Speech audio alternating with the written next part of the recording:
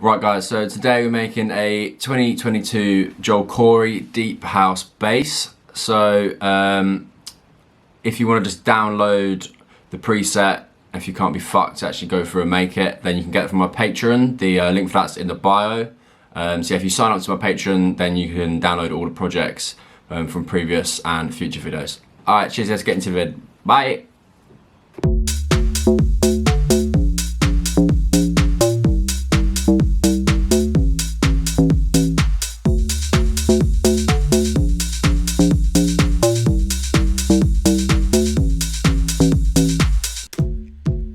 So that's what it sounds like.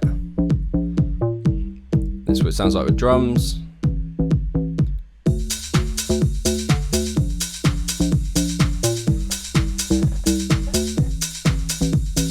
Right, so let's get into it. So what we're going to do is, I've already got MIDI, so I'm going to drag and drop the same MIDI. If you want to copy that quick, you can. Just pause the video.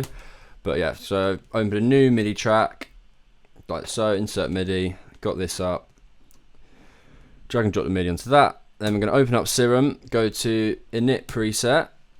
Okay, that basically puts Serum at default, so it sound horrible, but it sounds like this. Right, so then what we're going to do is grab a sine wave. So go to basic shapes, and so might have done that fast. Analog, basic shapes, and this is where basically you can get all the square waves, triangle waves, all that sort of stuff. Saw wave. So yeah, we go for a sine wave. Okay, so let's play with the level, put it up a bit, because that's where all the sound's going to come from. Because from oscillator B, although we're going to have it on, we're going to be FMing from this. So if you click this here off, FM from B, that's basically where the sound of this comes from.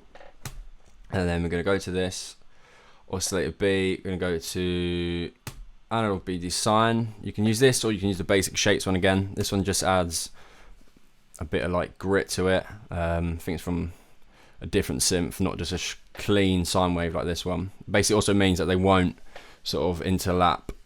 So once you've got that, I'm going to go filter. This is basically how you make any bass sound, is you run an envelope through the filter. Okay, so let's turn the level of this oscillator B down all the way. So that's all the way down. Then go to envelope 1, play around with that a bit. Let's make basic shape for now. Turn the cutoff down a bit. Drag and drop that plus onto it. Okay, so yeah, you can hear the bass sounds coming through. Not sounding all that at the moment. So put up oscillator B by 1 and oscillator A down 1 octave. Right, look, we're halfway there already, so probably add a bit more FM. This is, look, without it, so about there sounds quite good. If you go too far, it's going to sound a bit future bassy. You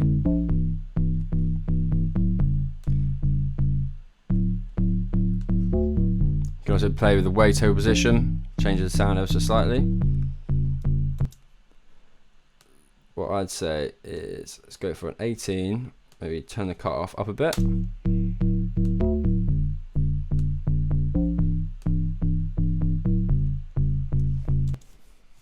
Okay, so let's play around with the envelope. So if it's like this, we've got a long decay, that's basically stretched out the decay. You can do it this way, I just find it easier just to move it around like this. So let's drop a bit of more of a curve in.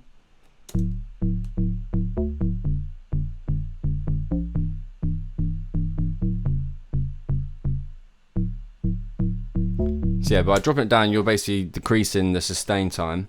So basically that's the amount of time that the note is held for. So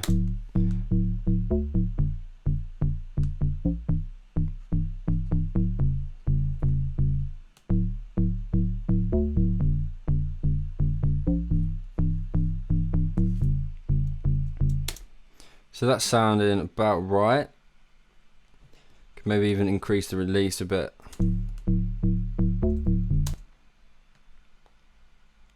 Okay, so that sounded pretty good so far. I'd say next let's move on to the effects. or maybe add a bit of a sub. So maybe pitch that down one, keep it at a sine as well. So that's basically controlling all your low end. Okay, let's maybe drive this up. Bit of res.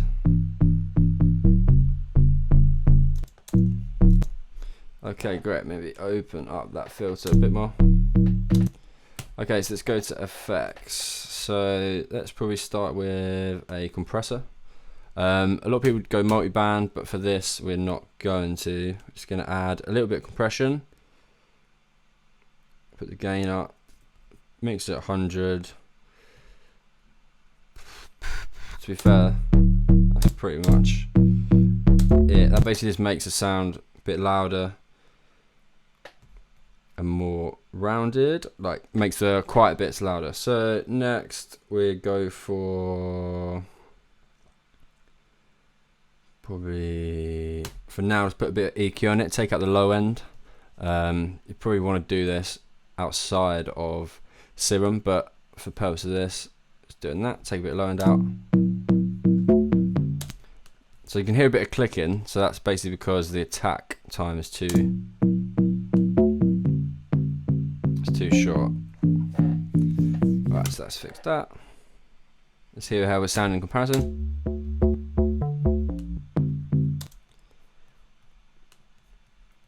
Okay. So yeah, the MIDI is actually way too low. There we go.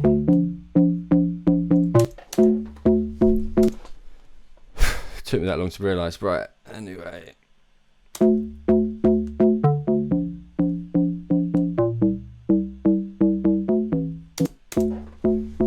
Okay, great. So back to effects. Let's maybe add a bit of reverb. So gonna go for plate. Take off the low end because you don't want to reverb the low end. You only really want it on the high end. Maybe chop the high cut up a bit.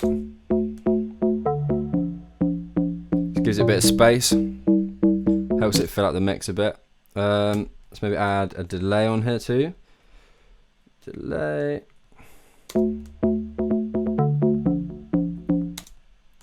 Lower the feedback down. Also just helps to fill out the space in the mix a bit. But you don't want to go overboard with this or the reverb, or you're really going to take away from the donking character of the bass. Okay, let's go for hyper dimension. These are always good. Maybe turn that off. Turn the size down. This adds a bit of width to it. Maybe even further out. But all this sort of stuff you can just play around with yourself. Right, let's leave it off for now. But main one, should have we done this first, is distortion. So this helps to make the sound louder, more full. So my favourite one is the ASIAN one, but you can go a bit overboard with it. So let's turn the mix down. Lower the drive. With effects and stuff like that, I think subtlety is key. But yeah, that is pretty much it.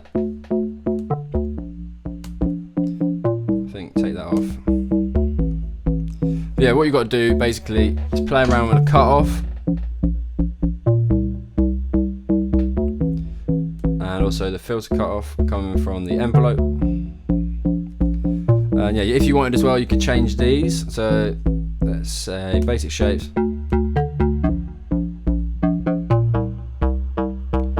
Just basically changes the whole sound.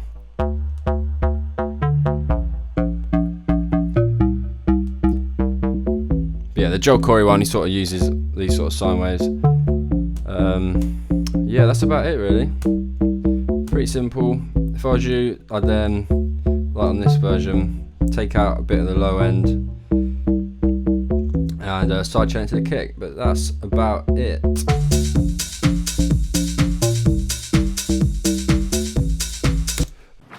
Right guys, so that is it. Let me know what other videos you want, just post it in the comments below. And thanks for watching. Bye bye.